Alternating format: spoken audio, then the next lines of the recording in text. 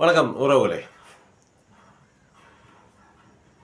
காணொலியை தயவு செஞ்சு சப்ஸ்கிரைப் பண்ணுங்கள், ஷேர் பண்ணுங்கள், லைக் பண்ணுங்கள். உங்களுக்கு நான் பேசுகிறது சரியாக பேசுகிறேனா அப்படிங்கிறத கமெண்ட்டில் சொல்லுங்கள். சரியாக பேசுகிறேன்னா கொஞ்சம் மாற்றிக்கிறேன். இப்போ நம்ம தமிழ்நாடு என்ன நிலைமையில் இருக்குது அப்படின்னா, ஒரு இக்கட்டான ஒரு சூழ்நிலை. கடந்த ஒரு 60-70 வருடங்களாக 1967க்கு முன்னாடி இருந்ததை போல, அதுக்கு முன்னாடி இல்லை, 1900க்கு முன்னாடி இருந்ததை போல் ஒரு இறுக்கமான சூழ்நிலைக்கு தமிழ்நாடு தள்ளப்பட்டுருச்சு. 1900க்கு அப்புறம் பார்த்தீங்கன்னா நிறைய முற்போக்குவாதிகள் வந்துட்டாங்க. நிறைய முற்போக்குவாதிகள் வந்து அவர்களுடைய அந்த பார்ப்பனியத்தை எதிர்த்து, சனாதனத்தை எடுத்து, இங்கே மக்களுக்கு நடக்கிற கொடுமைகளை எதிர்த்து இவங்க பேச ஆரம்பித்தாங்க. அதனால் ஒரு தளர்வு இருந்துச்சு. ஆனால் இப்போ இப்போ இப்போ பார்த்தீங்கன்னா, இப்போ ஒரு ஒரு 10 வருடம், ஒரு 15 வருடங்களாக, அதாவது ஜெயலலிதா அம்மா அந்த 2வது தடவை இப்போ ஆட்சிக்கு வந்தாங்கல்ல கடைசியாக, அப்போயிலேருந்து பார்த்தீங்கன்னா அந்த ஒரு 10 ஆண்டு ஆட்சி தொடர்ச்சியாக ஜெயலலிதா ஆண்டாங்க. அதுக்கப்புறம் பழனிசாமி வந்தார். இந்த 10 ஆண்டுகளுக்கு, அந்த 10 ஆண்டுகள்லேருந்து ஒரு மிகப்பெரிய இறுக்கமான ஒரு சூழ்நிலைக்கு போயிடுச்சு. ஏன்னா அப்போ இருந்தவங்களில் வந்து என்ன பண்ணாங்க அப்படின்னா, அந்த 10 வருடங்களில் கொண்டாந்து பார்ப்பனியத்தை சார்ந்த அந்த ஆர்எஸ்எஸ் கும்பலை சார்ந்த நிறைய பேர்த்த கொண்டு வந்து உள்ளே நுழைச்சிருக்காங்க அப்படிங்கிறது நமக்கு தெரியுது. இப்போ பார்த்தீங்கன்னா அந்த 10 வருடங்களில் பார்த்தீங்கன்னா, இப்போ 15 வருடங்களுக்கு முன்பு, ஒரு 10 வருடங்களுக்கு முன்பு அப்படின்னு வச்சுக்கிட்டா கூட, எல்லா அரசு அலுவலகங்களிலும் கோயில் இருக்குது. எல்லா அரசு அலுவலகங்களிலும் கோயில் இருக்குது. கிட்டத்தட்ட 90% அரசு அலுவலகங்களில் கோயில் இருக்குது. இது எல்லாம் இந்த 10 ஆண்டுகள், இந்த 15 ஆண்டுகளுக்குள்ளார கட்டப்பட்டது. இல்லை, இந்த 15 ஆண்டுகளுக்குள்ளார. அப்போது ஆர்எஸ்எஸ் பார்ப்பனியத்தை சேர்ந்தவர்கள் பெரிய பெரிய பதவிகளை வந்து உட்கார்ந்துடுறாங்க. இன்றைக்கி நான் படித்த நியூஸ் ஒரு வருஷத்துக்கு முன்னாடியே, ஆவின் நிறுவனம் வந்து இன்னமும் ஸ்டாலின் ஆளுங்கட்சியோட கண்ட்ரோலுக்கு வரலை அப்படிங்கிறாங்க. ஆவினுக்கு வந்து அமைச்சர் இருக்காங்க, பாதுகாப்புத்துறை அமைச்சர் இருக்காங்க, முதல்வர் இருக்கார், எல்லாம் இருக்காங்க. இருந்தாலும் அதில் இருக்க அந்த கண்ட்ரோல், அந்த கண்ட்ரோல் இன்னமும் எடப்பாடி கையில் தான் இருக்குது அப்படிங்கிறாங்க. காரணம் என்ன அப்படின்னா, அவங்களுடைய ஆட்சியில் அவங்க பணியமர்த்தப்பட்ட அந்த சித்தாந்தத்தை சார்ந்தவர்கள் இன்னும் அங்கே இருக்கிறதுனால அது வந்து இன்னமும் அப்படியே உடும்பு பிடி மாதிரி இருக்குது அப்படிங்கிற மாதிரி சொல்கிறாங்க. இன்னும் நிறைய ஒன்றும் இல்லை. இந்த அப்போ சுதீப், அஜித்னு ஒரு பையன் இறந்து போயிட்டாப்புல. அதில் வந்து பார்த்திங்கன்னா எவ்வளவு பெரிய, அதாவது முதல்வரே ஒரு காவல்துறையை கையில் வைத்திருக்கக்கூடிய முதல்வரே என்ன பண்ணார், சிபிஐக்கு ரெக்கமெண்ட் பண்ணுறாரு. காரணம் என்ன அப்படின்னா, என்ன சொல்கிறது, நம்ம ஸ்டாலினை தப்பாக குறைச்சி பேசுகிற மாதிரி, குறைச்சி மதிப்பிடுற மாதிரி ஆயிரும். அவர் கண்ட்ரோலுக்கே வரமாட்டாங்க. இன்னும் சொல்ல போனாக்கா, இன்னும் அவர் கூடயே இருக்கிற அந்த அவருடைய உதவியாளர் ஒருத்தர், ஐஏஎஸ் ஆஃபீஸராக, அவர் பேரை சொல்கிறது ஒன்றும் பிரச்சனை இல்லை, சொல்கிறேன், அவரால் நிறைய கெட்ட பேர் வருது அப்படிங்கிற மாதிரி சொல்கிறாங்க. இன்றைக்கி அரசு ரொம்ப இக்கட்டான ஒரு சூழ்நிலையில் இருக்குது. திமுகவும் முதல்வரும் ரொம்ப ஒரு இறுக்கமான சூழ்நிலையில் இருக்காங்க அப்படின்னு தான் சொல்லணும். சுற்றி அடிக்கிறாங்க. ஒரே ஒரு பேட்ஸ்மேன் தான் சுற்றி அடிக்கிறாங்க. எப்படின்னா, நீங்கள் பார்த்துக்குங்க, நம்ம 13 பேர்த்த சுட்டு கொண்டாடல எடப்பாடி, நம்ம தூத்துக்குடியில். அந்த நிறுவனத்துடைய ஓனர் வந்து வேதாந்தா அப்படின்னு சொல்லி சொல்கிறாங்க. இந்த வேதாந்தா கிட்ட இருந்து எடப்பாடிக்கு 5000 கோடி ரூபா பணம் கொடுத்துருக்காங்களாம். 5000 கோடிங்க. நீங்கள் கொஞ்சம் மலைச்சி போகாதீங்க, கேள்விப்பட்டது, இதெல்லாம் நியூஸில் நீங்களே பார்த்துருப்பீங்க. உங்களுக்கு தெரியாது, நான் ஒன்றும் சொல்லலை, இருந்தாலும் சொல்கிறேன். 5000 கோடி ரூபா வேதாந்தா குழுமத்திலிருந்து வந்திருக்கிறது. யாருக்கு வந்திருக்கிறது? நம்ம எடப்பாடி பழனிசாமி, நம்ம தமிழ்நாட்டுடைய எதிர்கட்சி தலைவர். எதுக்காக? எலெக்ஷன் செலவுக்காக. அந்த 5000 கோடி ரூபாய்க்கு என்ன கைமாறு செய்ய போகிறாரு அப்படிங்கிறது ஒரு பக்கத்து இருக்கட்டும். அது நமக்கு தெரியும், என்னென்ன செய்வாருங்கிறது நமக்கு தெரியும். என்ன வேணும், அந்த ஃபேக்ட்ரி திருப்பி கொடுக்கணும். 5000 கோடி ரூபா பணம் கொடுத்து, இப்போ ஒரு 5000 கோடி ரூபா தான் ஒரு ஃபேக்ட்ரியை நிறுவிடலாங்க. நீங்கள் நல்லா யோசிச்சு பாருங்கள். 5000 கோடி ரூபா இருந்துச்சுன்னா ஒரு இமாச்சல பிரதேசிலையோ, ஒரு ராஜஸ்தான்லேயோ, இல்லை குஜராத்லேயோ எங்கேயோ கொண்டு போய் அந்த ஃபேக்ட்ரியை நிறுவலாம். அது ஒன்றும் தவறு இல்லை. ஆனால் மூடின ஃபேக்ட்ரியை திறக்கிறதுக்கு 5000 கோடி ரூபா லஞ்சமே கொடுத்தாக்க அதில் இன்னும் எவ்வளோ உள்ளடி வேலைகள் இருக்குது, அதில் எவ்வளோ லாபம் வரும், அதில் என்ன பிரச்சனைகள் இருக்குது அப்படிங்கிறத நம்ம யோசிக்கணும். அப்போ கனிம வளங்களை கொள்ளையடிக்கக்கூடிய அந்த ஒரு, அது என்ன சொல்கிறது, காட்டு தர்பாராக தமிழ்நாட்டை மாற்ற போகிறாங்க அப்படிங்கிற மாதிரி தான் நம்ம சொல்லணும். இன்னும் சொல்லப்போனால் நம்ம காப்பரையே இங்கேயே கொள்ளையடிச்சாலும் அடிப்பாங்க, சொல்ல முடியாது. அப்போ 5000 கோடி ரூபா வாங்கிட்டு திருப்பி ஆட்சிக்கு வரணும்னு அந்த மமதையில் நிற்கக்கூடிய ஒரு தலைவர், கொஞ்சம் காணொலி பெருசாக தான் பேசணும், வர வழி இல்லை. இங்கே பாருங்கள், ஒரு முதல்வர் 13 பேர்த்த சுட்டு கொண்டாங்க. ஒரு 10வது படிக்கிற குழந்தைய வாயிலே சுட்டு கொண்டிருக்காங்க.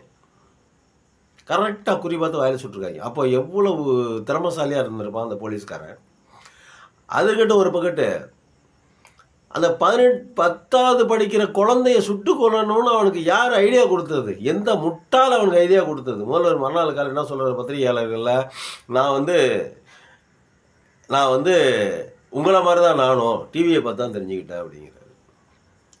இதுக்கு எதுக்குடா அப்படி சொல்லக்கூடாதா? சரி, இதுக்கு எதுக்கியா நீ முதல்வராக இருக்க அப்படின்னு சொல்லிட்டு நம்ம கேட்க தோணுமா தோணாதா? அப்புறம் அந்த ஒரு நபர் ஆணையத்தில் விசாரணையில் அந்த அம்மா சொல்லிட்டாங்க, யார் தலைமைச் செயலர் என்ன சொல்லிட்டாங்க,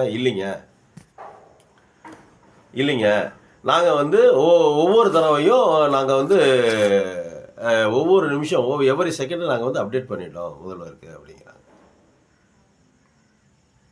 ரைட்டா? அப்போது இந்த நாடு எங்கே போய்கிட்டு இருக்கு அப்படிங்கிற மாதிரி தெரியல. மேற்கொண்டு திருப்பி அதே அப்போது இப்போ 15 கோடி ரூபா 5000 கோடி ரூபா நீ இப்போ வாங்கியிருக்கிய எலெக்ஷன் செலவுக்கு. அப்போ அந்த 13 பேர்த்த சுட்டு கொள்றதுக்கு எவ்வளோ வாங்கியிருப்பியா மாட்டியா? கேள்வி கரெக்டாக நான் கேட்குற கேள்வி வந்து தவறாக இருந்தால் மக்களை நீங்களே கமெண்ட்டில் என்ன திட்டுங்க. எலெக்ஷன் செலவுக்கு 5000 கோடி ரூபா அந்த பரதேசிகிட்ட வாங்குறிய, அந்த 13 பேர்த்த சுட்டு கொண்டதுக்கு அந்த போராட்டத்தை அடக்குவதற்கு நீ எத்தனை ஆயிரம் கோடி வாங்கியிருப்ப நீ? அப்போ ஒன்று என்ன போய் தமிழ்நாட்டில் எல்லாம் வெங்காயத்துக்கு ஓட்டு போடணும் நாங்கள். நீ என்ன வெங்காயத்தை சாதிச்சிருக்க? நீ இப்போ இந்த 4 வருஷத்தில் நீ என்ன வெங்காயத்தை சாதிச்சிருக்க? அரசு போக்குவரத்து ஊழியர்களோட பணத்தை 6000 கோடியோ கொள்ளையடிச்சிட்டு போயிருக்க. நான் திமுக அரசு நான் வந்து அப்படி தூக்கி வச்சு தலையில் வச்சுலாம் ஆடல. அவங்க கொள்ளையே அடிக்கலாம், அவங்க நல்லவங்க அப்படிலாம் சொல்ல வரல. கொள்ளைகள் எல்லா பக்கட்டும் இருக்குது. இந்த ஊழல் வந்து அரசாங்கனாவே எல்லா அமெரிக்க அரசாங்கத்துலேருந்து எல்லா அரசாங்கங்களும் ஊழல் நடக்குது, அது வேறு விஷயம். ஆனால் நம்ம அதையும் மீறி மக்களை பற்றி சிந்திக்கணும்ல, அதை பேசணும்ல. எலெக்ஷன் செலவுக்கு நீ 5000 கோடி ரூபா வாங்கியிருக்கிய ஒரு மனுஷனா? நீயே கோர்ட்டில் கேஸ் இருக்குது, ஐயா அந்த ஃபேக்டரியை இழுத்து மூட முடியாதுன்னு சொல்லிட்டு ஸ்டாலின் திமுக அரசு ஒத்த காலில் நிற்கிது. நீ வந்து 5000 கோடி ரூபா கொடு, நான் ஃபேக்டரியை திறந்து விட்றேன்னு நீ வாங்கியிருக்க அப்படின்னா, நான் சொல்லலை, சொல்கிறார் ஒரு மூத்த பத்திரிகையாளர், நீ அவர் மேலே கேஸு போடு. நீ நல்ல சரியான எப்படி சொல்கிறது, அவங்க பாலினை சொல்லணுமா,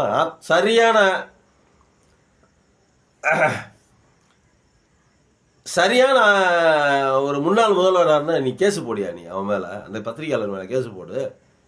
சொன்னது அவர் தான், அவர் மேலே கேஸு போடு. 5000 கோடி ரூபா வாங்கியிருக்கா இல்லையா? அப்போ முதல்ல எவ்வளோ வாங்கியிருப்ப? அப்போ திரும்பி மக்களை வந்து காட்டி கொடுக்க போறியா?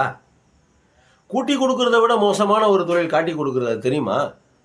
சரி, இப்படி ஓட்டு போட சொல்லி கேட்குறேன், எங்களுக்கு ஓட்டு போடுங்க, தமிழகத்தை மீட்போம், அம்மா ஆட்சியை கொண்டு வரும், தமிழகத்தை மீட்போம். அம்மா ஆட்சியை கொண்டு வரோம்னா எதுக்கு? இன்னும் 76 கோடி 86 கோடி ஊழல் பண்ணுறதுக்கா? என்ன பேச்சு இதெல்லாம்? ஓட்டு போடுங்கன்னு கேளு. சரி, இது எடப்பாடிக்காக தாங்க, இது அப்படியே இருக்கட்டும்.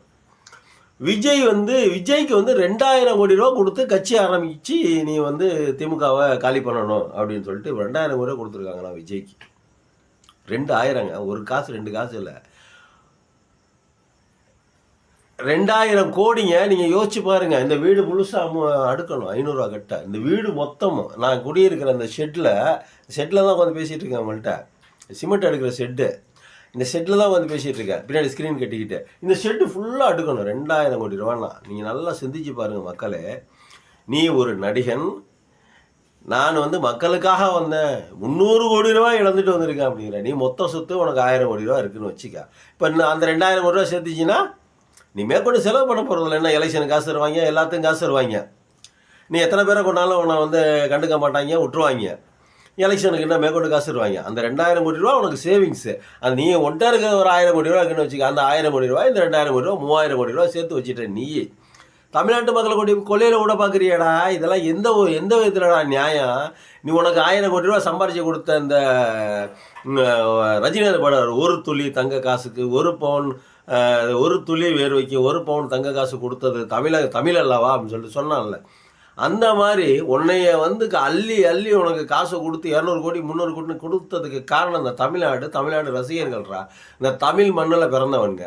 நீ 2000 கோடி ரூபாயை நீ வாங்கிக்கிட்டு 2000 கோடி ரூபாய் வாங்கிக்கிட்டு தமிழ்நாட்டு மக்களையும் நீ காட்டி கொடுக்கணும்னு நினைக்கிற நீ எவ்வளவு பெரிய தேச துரோகி, நீ எவ்வளவு பெரிய தமிழின துரோகி, நீ எவ்வளவு பெரிய கேடு கட்டவன். நீ நான் சொல்லலை, கேடு கட்டவன் நான் தான் சொன்னேன். ஆனால் நீ 2000 கோடி ரூபா நீ வாங்கிட்டு தான் நீ அரசியல் பண்ணுறாங்க நான் சொல்லலை. அதே மூத்த பத்திரிகையாளர் தான் சொல்கிறாரு, நீ போய் அவர் மேலே கேஸ் போடு. அவர் வந்து உண்மையான ஒரு பத்திரிகையாளர். நீ அவரை தொட்டினா அவன் கிழிச்சு விட்ருவார். மொத்த டாக்குமெண்ட்டும் கொண்டு வந்து கோர்ட்லேயே கொடுத்துருவார். அவருக்கு ஆதாரமெல்லாம் பேச மாட்டார். அந்த தைரியத்தில் தான் நான் பேசுகிறேன். அப்போது எடப்பாடி 5000 கோடி, இவன் வந்து 2000 கோடி. ரைட்டுங்களா? நல்ல கவனமாக கேட்டுக்கணும் மக்களே, நல்லா கவனமாக கேளுங்க. இந்த மோடி வரும்போது கூட்டத்தில் ஏறினாங்க பாருங்கள், ஒவ்வொருத்தராக ஏறினாங்க பாருங்கள். ஒவ்வொருத்தராக கிருஷ்ணசாமின்னு ஒருத்தர் ஏறினார், ஜான் பாண்டியன் ஒருத்தர் ஏறினார். அப்புறம் இன்னொருத்தர் ரொம்ப சிறப்பானவர் அன்புமணி. அவர் பார்த்தீங்கன்னா சொந்த அப்பனுக்கே, இந்த உலகத்தில் நீங்கள் எங்கேயாவது கேள்விப்படுறீங்களா? சொந்த அப்பனுக்கே துரோகம் பண்ண ஒரு ஆளை கேள்விப்படுறீங்களா? சொந்த அப்பனாக இருந்தாலும் பரவாயில்லடா, நான் என்னை பெத்த அப்பா தானே, பரவாயில்ல, என்ன உனக்கு துரோகம் தான்டா அப்படின்னு கேள்விப்படுறீங்களா? அவர் பேசுறதெல்லாம் பேசிங்கன்னா இவர் மேலே ஏகப்பட்ட ஊழல் புகார் இருக்குது, சிபிஐ கேஸ் இருக்குது, எல்லாம் இருக்குது. அதுலேருந்து தப்பிக்கிறதுக்கு இவர் மேடையில் ஏறிக்கிட்டு மோடி பக்கத்தில் நின்றுக்கிட்டு இவர் பேச போக, ஆனால் கழிவு ஊற்றுறது போகிற திமுக கழிவு ஊற்றுறாரு. திமுக என்ன செஞ்சிச்சா, அது செஞ்சிச்சா, இது செஞ்சிச்சா, இந்த வேலை செய்யலை, இத்தனை கோரிக்கை, இத்தனை எலெக்ஷன் மேனிஃபெஸ்டோவில் சொன்னதானே நிறைவேற்றலை அப்படின்னு இவர் சொல்கிறார். இவர் என்னமோ 2 தடவை ஆட்சியில் இருந்து இவர் எல்லாத்தையும் செஞ்சு முடித்த மாதிரியே இவர் பேசுகிறாரு. அதில் ஒன்று. இன்னொருத்தர் பார்த்தா ரொம்ப, ஆனால் ஏற்கனவே காணொலி போட்டு நல்லா வைரல் ஆணிச்சு. இன்னொருத்தர் பார்த்தீங்கன்னாக்கா அவர் தான் நம்ம டிடிவி குக்கர். அந்த குக்கர் என்ன பண்ணுது தெரியுங்களா? மேடையில் நின்றுக்கிட்டு அந்த குக்கர் மூலம் எடப்பாடி கூட சேர்றதுக்கே நாங்கள் சுருக்கு போட்டு தொங்கிடுவோம், தூக்கு போட்டு தொங்கிடுவோம் அப்படின்னா.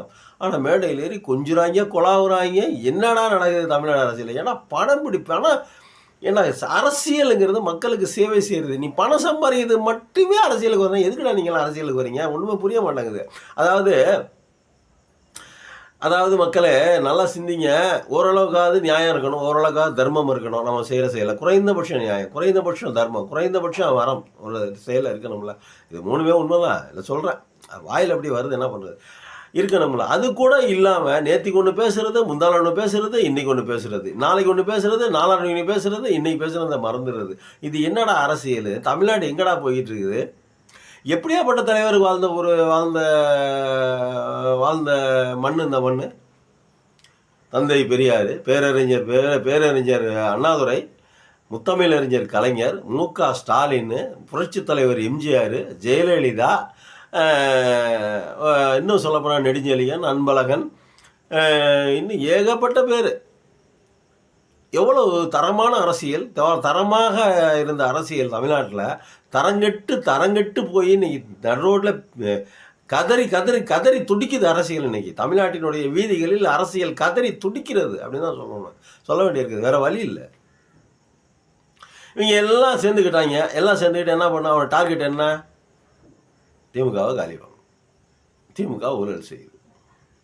திமுக மக்களுக்கு எதுவுமே செய்யலை. என்னமோ இவங்கெல்லாம் மக்களுக்கு அப்படியே அள்ளி கொடுத்து சிவந்து போச்சு கரங்கள் அப்படிங்கிற மாதிரி, புரட்சித் தலைவர் மாதிரி அள்ளி கொடுத்து சிவந்து போச்சு அவங்களுக்கு, தமிழ்நாட்டுக்கு. இவங்க என்னத்தை செஞ்சாங்க? ஒருத்தங்கட ஒரு துரும்ப எடுத்து போடலை. அதில் இன்னொருத்தன் பார்த்தீங்கன்னாக்கா, அவன் பார்த்தீங்கன்னாக்கா, அவன் வந்து திருட்டு திராவிடன் சொல்லி அவன் கதை பெரிய கதை. நல்லா வாயில் வந்து கெட்ட வார்த்தையா, ஒரு ஒரு குறைஞ்சபட்ச நியாயம் கூட இல்லாமல் எப்படி பேசணும்னு தெரியாமல் பேசலாம். இங்கெல்லாம் அரசியல்வாதியா இல்லை சாக்கடையில் என்ன கிடக்கிற நெளிகிற புழுவான்னு தெரியல. அவன் ஒருத்தன் இப்படி ஆச்சுங்களா. இது வரைக்கும் இருக்குது. ராமதாஸ் அதுக்கு மேலே எங்கிட்ட சீட்டு ஜெயிப்பாங்களோ அந்த சைடு போய் நின்று எந்த கட்சி என்ன ஜெயிப்பான்னு கடைசி வரைக்கும் பார்க்குறது, அதுக்கு போய் அங்கிட்டு சேர்ந்துக்கிறது. பிரேமலாதா அம்மா, அந்த அம்மா அதுக்கு மேலே இருக்கட்டும். அதெல்லாம் அவங்கள பற்றிலாம் பேச வேண்டியதில்லை. அவங்கெல்லாம் ஒரு பெரிய தாக்கத்தை ஏற்படுத்த போகிறதும் இல்லை தமிழ்நாட்டில். இப்போ நான் சொன்னதில் முக்கால்வாசி பேர் தாக்கத்தை ஏற்படுத்த போகிறதில்ல. எந்த தாக்கத்தையும் சும்மா பேருக்கு போய் நிற்பாங்க. குக்கருக்கு போய் யார் ஓட்டு போடுவாங்க? யார் ஓட்டு போடுவாங்க குக்கருக்கு? எந்த எந்த மக்களுக்கு அவங்களுக்கே தெரியும். அவர்களுடைய இன மக்களுக்கே தெரியும் இவன் எவ்வளோ பெரிய ஆள், இங்கே போய் சேர்ந்துருக்கிறான், இவன் முதல்ல என்னென்ன பேசினான், என்னென்ன வந்தான் அப்படின்னு அவங்களுக்கே தெரியும். அதெல்லாம் ஒன்று அவங்கள பற்றி எப்பயுமே பேசுறதில்ல நம்ம. அதை விடுங்க. இதை விட பெரிய ட்விஸ்ட் ஒன்று இருக்குது. என்ன ட்விஸ்ட்னா, காங்கிரஸ் மேலே நமக்கு மதிப்பும் மரியாதையும் எப்பயுமே இருக்குது காலங்காலம் தொட்டு. ஏன்னா காங்கிரஸ் சுதந்திரத்துக்காக பாடுபட்ட கட்சி. அது ஒன்று.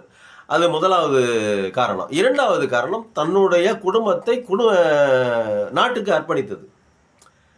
பார்த்தீங்கன்னா ராகுல் காந்தி, சாரி நேரு, ஜவஹர்லால் நேரு, அவர் ஒரு பண்டிதருடைய பையன்.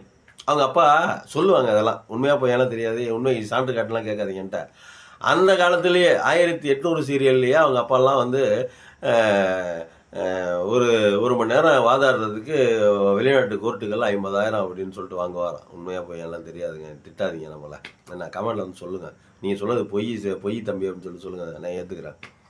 சொல்லுவாங்க. பணக்காரன் பெரிய கோட்டை வச்சுருந்தாங்கன்னா அந்த கோட்டையில் தான் அவங்க குடும்பம் கூடி இருந்துச்சா 4 வாசலில் இருக்குமா, 4 வாசலில் 4 கார் நிப்பாட்டிடுவாங்களா. அந்த 4 காரில் எந்த சைடு என் புள்ள ஏறுவானோ அதில் ஏறி போட்டோம் அப்படிமாரான் ஜவஹர்லால் நேரு. அப்படி வளர்ந்த பையன், செல்லமாக வளர்ந்த பையன், பணக்கார விட்டு புள்ள. அந்த பையன் என்ன பண்ணியிருக்கான், 9 வருஷங்க, 9 வருடங்களாக இந்த இந்திய திருநாட்டினுடைய சுதந்திரத்துக்காக ஜெயிலில் இருந்திருக்காரு. 9 வருடங்கள். நீங்கள் நல்லா சிந்திச்சு பாருங்க. அவன் தாள்கிட்ட இருக்கிற பணத்துக்கு, மோதிலால் நேருகிட்ட இருந்த பணத்துக்கு ஜவஹர்லால் நேருவை லட்டு மாதிரி காப்பாற்றிருக்கலாம், தூக்கிட்டு வந்திருக்கலாம். அவர் வக்கீல் வேற இந்த லட்சணத்தில் இல்லை, நான் சுதந்திரத்துக்காக நான் ஜெயிலில் இருக்கேன்னு சொல்லிட்டு இருந்தவர். அவர் மேலே இருந்த ஒரு மிகப்பெரிய மரியாதை. உலகத் தலைவர்கள் கூட அவருக்கு ஈடாக சொல்கிறதுக்கு யாரும் சொல்ல முடியாது. கார்ல் மார்க்ஸு, இந்த மாதிரி பெரிய பெரிய சிந்தனையாளர்களை தான் நேருவோட ஒப்பிட முடியும். சாதாரணமாக யாரையும் ஒப்பிட முடியாது. அம்பேத்கர், மகாத்மா காந்தி, இந்த மாதிரி பெரிய பெரிய தலைவர்கள், மிகப்பெரிய லீடர்கள், ஃபாரின் தலைவர்கள்லாம் அவரோட ஒப்பிடுறதுக்கு என்னை பொறுத்தவரைக்கும் யாருமே கிடைக்கல. எனக்கு தெரிஞ்சு ஈகத்தன்மைன்னு வச்சுக்கிட்டாக்கா கொடைத்தன்மை, தன்னையே இழக்கக்கூடிய தன்மை, தன்னை இழந்தாலும் பரவாயில்ல நாடு நல்லா இருக்கணும்னு நினைக்கிற தன்மை பிடல் காஸ்ட்ரோ, சேக்குவேரா, இந்த மாதிரி ஆளுங்க ஒரு சில ஆட்கள் சொல்லலாம். அந்த மாதிரியான ஒரு தலைவர் நம்ம ஜவஹர்லால் நேரு. இதில் இன்னொன்று கால்வெஞ்சம் பெருசாக போனாலும் தப்பாக எடுத்துக்காதீங்க. இப்போ தயவு செஞ்சு கடைசி வரைக்கும் பாருங்கள். இதில் இன்னொரு இப்போ இருக்கிறார் பார்த்தீங்களா, மோடின்னு ஒருத்தர். அவர் என்ன பண்ணுறாரு தெரியுமா, ஜவஹர்லால் நேரு பேரை எப்படியாவது குறை சொல்லி இது ஒரு சின்ன பிட்டு நடுவில் குறை சொல்லி அவர் பேரை கெடுத்துட்டு அவருக்கு நிகரான தலைவராக நம்ம போய் உட்காந்துக்கலாம். இது வரைக்கும் பிரதமர்கள் ஜவஹர்லால் நேருக்கு ஈடான பிரதமர் யாருமே இல்லை. ஜவஹர்லால் நேரு இந்திய பிரதமர் மட்டுமல்ல, உலக தலைவர். அவர் மேலே நிறைய அலிகேஷன் இருக்குது, நிறைய விமர்சனங்கள் இருக்குது, நிறைய முரண் இருக்குது. அது வேறு விஷயம், அது நமக்குள்ளே இருக்குது, அது வேறு. ஆனாலும் அவர் மாதிரி சிறந்த தலைவர் யாருமே இருக்க மாட்டார் அப்படிங்கிறது. ஆனால் இவருக்கு மோடி என்ன பிரச்சனை அப்படின்னா, அவர் மாதிரி நம்மள ஒரு தலைவர்னு சொல்ல மாட்டாங்களா, உலக தலைவர்னு சொல்ல முடியாது. அதுக்கு பல காரணங்கள் இருக்குது. அதுக்கு உனக்கு தனி காணொலி, உன்னை முத்துறதுக்கு தனி காணொலி இருக்குது, அது வேறு விஷயம். அதை விட்டுருவான். அது சைடில் ஒரு பிட்டு ஒன்று, வேறு ஒன்றும் இல்லை. இது அப்படி இருக்கா. இப்போ அடுத்தாப்புல இந்திரா காந்தி, அவங்க நம்மள்கிட்ட பொதுப்பட்டியலில் இருந்த கல்வியை தூக்கிட்டு போயிட்டாங்க. அது ஒரு காண்டு, அது இருக்குது அவங்க மேலே.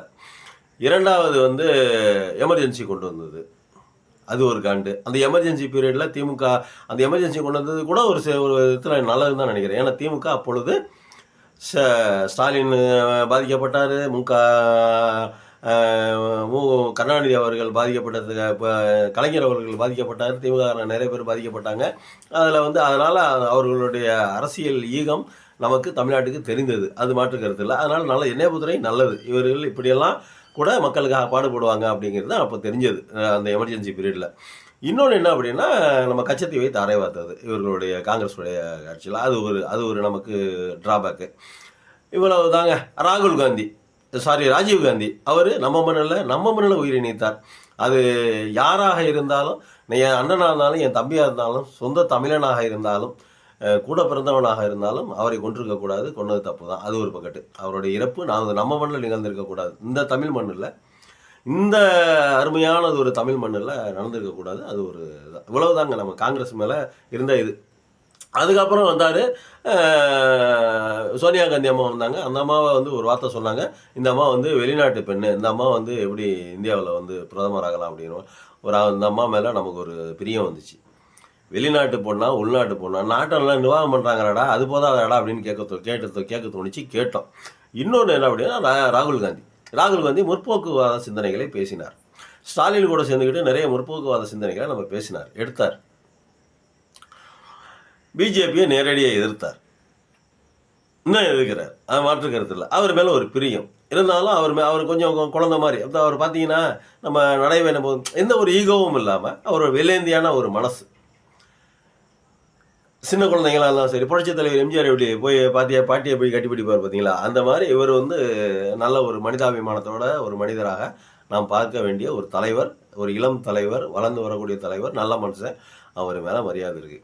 அவ்வளவு தாங்க காங்கிரஸுக்கும் திமுகவுக்கும் காங்கிரஸுக்கும் தமிழ்நாட்டுக்கும் காங்கிரஸுக்கும் எனக்கும் உள்ள உறவு, அவ்வளவு தாங்க. அதை மீறி தாண்டி ஒன்றும் இல்லைங்க. ஆனால் இதில் இந்த இப்போ ஆர்எஸ்எஸ் என்ன பண்ணியிருக்கு அப்படின்னா, இப்போ சுற்றி ஒரு வியூகம் வகுத்து திமுகவை காலி பண்ணணும்னு நினைக்கிறாங்க பார்த்தீங்களா, சக்கரை வியூகம் வகுத்து. எடப்பாடியிலேருந்து, நாம் தமிழிலேருந்து, டிவிக்கிலேருந்து எல்லாத்தையும் காசு கொடுத்து எல்லாத்தையும் எதிராக பேச வச்சுட்டாங்கல்ல. காங்கிரஸ் கொண்டு எதிராக நிப்பாட்டலாம் என்ன அப்படிங்கிற மாதிரி ஒரு தோணிருக்கும். இதுக்கு முன்னாடி திரும்ப கொண்டு எதிராக நிப்பாட்டலாம் தான் அந்த வளர்ந்தவனை அனுப்பிச்சி விட்டாங்க. திரும்ப என்ன பண்ணார், வணக்கம் தம்பி போயிட்டு வாங்க நாங்கள் பார்த்துக்குறோம் அப்படின்னு சொல்லிட்டு அனுப்பிச்சி விட்டார். முகத்தில் கரியை பூஞ்சி ஊசி விட்டு அனுப்பிச்சி விட்டார். திமுக உள்ளே கிடைக்கிறதுக்கு முதல்ல திமுக தான் வளர்ந்தவன் தான். அங்கேயும் இவன் பற்றி நல்லா தெரிஞ்சுக்கிட்டு அவர் எவ்வளோ பெரிய அரசியல்வாதி ஸ்டாலின், நீ போயிட்டு வா தம்பின்னு சொல்லிட்டு அனுப்பிச்சி விட்டார். இந்த மாதிரி நடந்துருச்சு. இப்போ அவனே அங்கேயே அனுப்பிச்சி விட்டு அவனையும் எதிராக நிப்பாட்டினாங்க. இது திருமாவையும் அசைக்க இது பார்த்தாங்க, அதுவும் இல்லை, முடியாமல் போச்சு. இப்போ காங்கிரஸையே எதிராக நிப்பாட்டிட்டான் என்ன அப்படின்னு ஒரு சூழ்ச்சி செய்யுதோ ஆர்எஸ்எஸ் அப்படின்னு எனக்கு ஒரு மனசில் ஒன்று தோணுது. ஏன் மாணிக்க தாக்கூர் திடீர்னு பேசணும்? மாணிக்க தாக்கூர் பேசுறதுக்கு என்ன, செல்வ பெருந்தகை தானே தமிழ்நாட்டுடைய தலைவர். தமிழ்நாட்டினுடைய காங்கிரஸ் கட்சியின் தலைவர் யார்? செல்வ பெருந்தகை இருக்கும் பொழுது ஒரு எம்பி எப்படி பேசலாம்? அப்படி இன்னும் 2-3 நாள் சில்லங்கள்லாம் இருக்குது பேசுகிறாங்க. இவர்களெல்லாம் ஆர்எஸ்எஸ் பிஜேபி கிட்ட காசு வாங்கிட்டு பேசுகிறாங்களோ, பார்ப்பனியத்துக்கிட்ட பணம் வாங்கிட்டு பேசுகிறாங்க. அவனுங்களும் ஒரு 10 கோடி 20 கோடி தரதெல்லாம் ஒரு பெரிய விஷயம் இல்லை. உலகத்தின் இன்னைக்கு பணக்கார கட்சி இன்னும் அந்த பணம் இந்த பணம், பிஎம் கேர் ஃபண்டு, அந்த பணம் போனது வந்தது, தேர்தல் பாண்டு அப்படி இப்படின்னு சொல்லிட்டு பல ஆயிரம் கோடி ரூபா வச்சுருக்காங்க, பல லட்சம் கோடி ரூபா வச்சுருக்காங்க, பல லட்சம் கோடி ரூபா வச்சுருக்காங்க. அந்த பணத்தில் 50 கோடியோ 100 கோடி 200 கோடி 500 கோடி 1000 கோடி 5000 கோடி 2000 கோடி கொடுக்கையில் இவன் இந்த மாதிரி எம்பிக்களுக்கு ஒரு 50 கோடி 100 கோடி கொடுக்குறது. நான் வாங்கிட்டாங்கன்னு சொல்ல வரல, கொடுத்துட்டாங்கன்னு சொல்ல வரல, இதெல்லாம் எனக்கு தெரியாது. நீ பேசுகிறதுக்கு என்ன காரணங்கிறத நமக்கு தெரியும், கேட்குறோம். மாணிக்கம் தாக்கூர் இன்னும் 2-3 பேர் பேசுகிறாங்க. நீ பேசுகிறதுக்கு என்ன காரணம்? யார் பேச சொன்னா அவங்கள? ராகுல் காந்தி பேச சொன்னாரா? சரி, ராகுல் காந்தியோட பிஏவே ஒருத்தர் திமுக கூட்டணிக்கு எதிராக ட்விட்டு போட்டிருக்காரு அப்படிங்கிற மாதிரி சொல்லப்படுது. மொத்தத்தில் காங்கிரஸில் இருந்தவங்க பூராவுமே ஆர்எஸ்எஸ்காரங்க தான். காங்கிரஸில் இருக்க வரைக்கும் மிதவாதிகளாக இருந்தாங்க. பிஜேபி கிட்ட போனதுக்கப்புறம் தீவிரவாதிகளாக மாறிட்டாங்க, அவ்வளவுதான். காங்கிரஸில் இருந்த வரைக்கும் ஆர்எஸ்எஸ் பார்ப்பனியம் எப்படி இருந்தது அப்படின்னா மிதவாதிகளாக இருந்தது. பிஜேபிக்கு அவங்க வந்ததுக்கப்புறம் தீவிரவாதமாக மாறிடுச்சு, அவ்வளவுதான். ஒரு கொள்கை. இப்போ எல்லா கொள்கையும் எல்லாத்தையும் எல்லாத்துக்கும் நாட்டுக்கு இலக்கான எல்லாத்தையும் கொண்டு வந்தது யார்? காங்கிரஸ் தான். ஆனால் அவங்க அமல்படுத்தலை. ஏன்? கொஞ்சம் மிதவாத போக்கெல்லாம் அவங்க சிந்திச்சாங்க. ஆனால் பிஜேபி எல்லாத்தையும் அமல்படுத்திடுச்சு. காரணம் என்ன? அந்த தீவிரத்தன்மை. அவங்க லேட்டாக பிடிக்கலான்னு பார்த்தாங்க, இவங்க சீக்கிரம் பிடிக்கலான்னு பார்க்குறாங்க, அவ்வளவுதான். அது மிதவாதம், இது தீவிரவாதம், அவ்வளவுதான் வித்தியாசம். அப்போது இதையும் பார்ப்பனியும் உள்ளே காங்கிரஸையும் கொண்டாந்து நிப்பாட்டு பார்க்குதோ? காங்கிரஸ் எப்பயுமே பிஜேபிக்காரங்க ஆர்எஸ்எஸ் கும்பல் எப்பயுமே டபுள் கேம் ஆடுவாங்க. நல்லா அவங்ககிட்ட பேசிகிட்டு இருக்கிற மாதிரியே பேசுவாங்க, பின்னாடி நல்லா சரியான பெரிய பலமாக பறிச்சிருவாங்க, கீழே விழுந்து எந்திரிக்கவும் முடியாது, அந்த மாதிரி. இது காங்கிரஸுக்கு வேட்டுங்கிறது ராகுல் காந்திக்கு தெரியுமா தெரியாதான்னு தெரியல. ஒரு எம்பி, ஒரு 10 எம்பிக்கள் ஜெயிக்கிறாங்க, காங்கிரஸுக்கு ஜெயிக்கிறாங்க, தமிழ்நாட்டிலேருந்து கிடைக்குதுன்னா அது எவ்வளோ பெரிய விஷயம் நம்ம யோசிச்சு பார்க்கணும். இன்னைக்கு காங்கிரஸ் கட்சி இருக்கக்கூடிய நிலைமையில் ஒரு 10 எம்பிக்கள், ஒரு 15 எம்பிக்கள் ஸ்டாலின் தரான்னு வச்சுக்கோங்க. அந்த 15 எம்பிக்கள் கிடைக்கிறது எவ்வளோ பெரிய விஷயம் தேசிய அளவில் அப்படிங்கிறது நீங்கள் நம்ம நினச்சி பார்க்கணும். இதெல்லாம் நினச்சி பார்க்காம காங்கிரஸ் எடுத்த முடிவு. காங்கிரஸ் ஏற்கனவே ஆர்எஸ்எஸ் பார்ப்பனியத்தோட கட்சி தான், அது நமக்கு நல்லாவே தெரியும். இதெல்லாம் பார்க்கும் பொழுது காங்கிரஸும் எதிராக போய்விடுமோ அப்படின்னு ஒரு பயம் வரல. காங்கிரஸுக்கு தான் அழிவு இல்லையே, திமுக அழிவு இல்லை. திமுக எப்பயுமே நின்று விளையாடக்கூடிய ஒரு கட்சி, எத்தனை பேர் எதிர்த்தாலும் விளையாடக்கூடிய ஒரு கட்சி. அந்த சிறத்தன்மை திமுகவுக்கு இருக்கு. இந்தியாவிலேயே முதல் முறையாக காங்கிரஸை எதிர்த்து களம் கண்டு ஆட்சியில் உட்கார்ந்த கட்சி திமுக. அதனுடைய கொள்கைகள் இன்னமும் சுயமரியாதை, அந்த கொள்கைகள்லாம் வந்துக்கிட்டே தான் இருக்குது. அதில் மாற்று கருத்து இல்லை. எல்லாருக்கும் எல்லாமுங்கிற அந்த கருத்து வந்துக்கிட்டே தான் இருக்குது. அதனால் திமுக அடித்து ஆட மாற்று கருத்து இல்லை. திமுக வீழ்த்துறது அவ்வளோ ஈஸியான வேலை இல்லை. இனி எத்தனை வியூகங்கள் அமைத்தாலும் ஒருவேளை திமுக தோக்காது. தோத்து போயிடுச்சுன்னு வைங்க, அன்னையோட முடிஞ்சு தமிழ்நாடு அடுத்த 10 வருடங்களில் பீகார் மாதிரியோ இல்லது உத்தரப்பிரதேசம் மாதிரியோ இல்லை இன்னும் அதை அந்த அவங்களுக்கு இருக்கிற வேகம், அந்த வெறி மொத்த தமிழ்நாட்டையும் கொளுத்தாம விடக்கூடாது அப்படிங்கிற மாதிரி இருக்காங்க